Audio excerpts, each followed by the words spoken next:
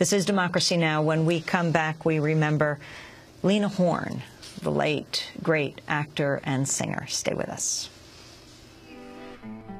Is heard to murmur,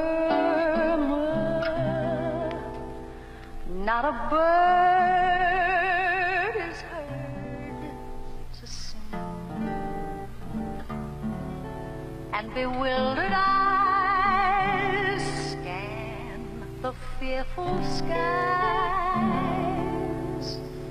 asking why this strange and silent spring.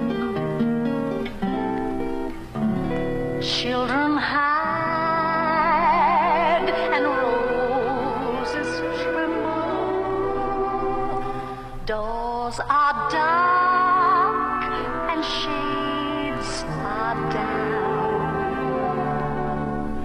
and the rains of hate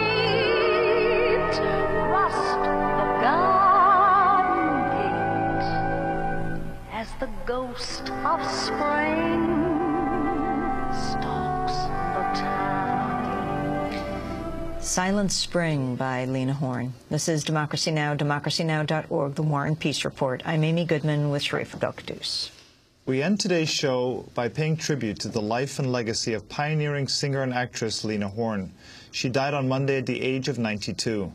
Lena Horne enjoyed a six-decade singing career on stage, television, and in film.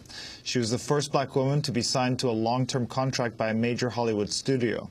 She helped break racial boundaries by acting alongside white entertainers such as Gene Kelly and Mickey Rooney. But she was segregated on screen so producers could clip out her singing when the movies ran in the South. In the late 1940s, she defied segregation policies at upscale hotels in Miami Beach and Las Vegas by insisting that she and her musicians be allowed to stay wherever they entertained. In the 1950s, she was blacklisted in part because of her friendship with Paul Robeson and W.E.B. Du Bois. In 1963, Lena Horne took part in the March on Washington, alongside Harry Belafonte and Dick Gregory. She was part of a group which included authors James Baldwin and Lorraine Hansberry that met with Attorney General Robert F. Kennedy to urge a more active approach to desegregation. Before we're joined by Lena Horne's biographer, we turn to Lena Horne in her own words. This is from the Pacifica Radio archives, an interview Lena Horne did with Pacifica Radio in 1966. She was interviewed by Gene DiLessi at the San Francisco Fairmont Hotel. He asked her to talk about her father. My father was a Negro man who to survive, hustled. And in the sense of hustling and a Negro man, it means that oftentimes if you were educated and able to get a job, the most menial, and that was all you had the opportunity to, a job you had to hold, you didn't want to do that. And you didn't want to work for someone who had less talent, less brains than you. So you risked your life. You laid your life down on the line. You were a hustler. You worked with, in many times, criminal attitudes. It took a lot of guts. And on the one hand, you chose that rather than have the man make a slave of you. Who is the man? I knew as soon as I said that I shouldn't have without explaining it. The man is the employer, and the man who was usually the employer that offered the Negro man either the right to be a hustler or work for him was usually a white man, a white employer. And this spring-like day in 1966, that patois, the man, yes, continues. Still continues, of course.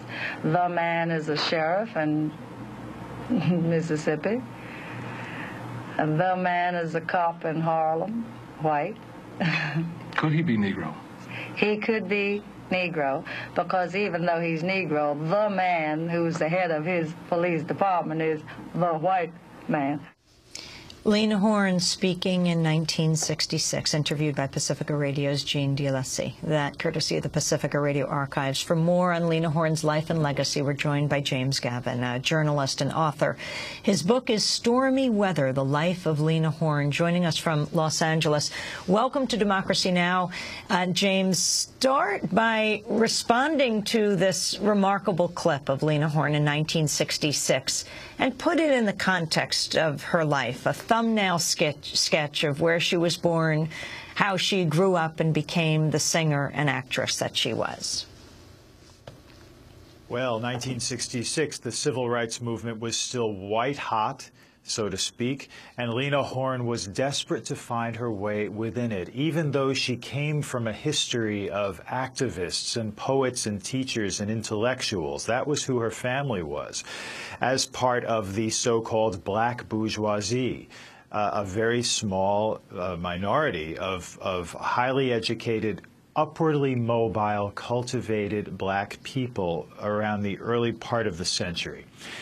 And Lena Horne came from that intellectual tradition, and she was raised with a fierce sense of social responsibility, enrolled in the NAACP at the age of 2. Can you imagine what kind of a mantle that is to carry? And throughout her entire show business career, there was much more for her to worry about than doing a good job. She was a symbol, and that is some pressure to carry through life.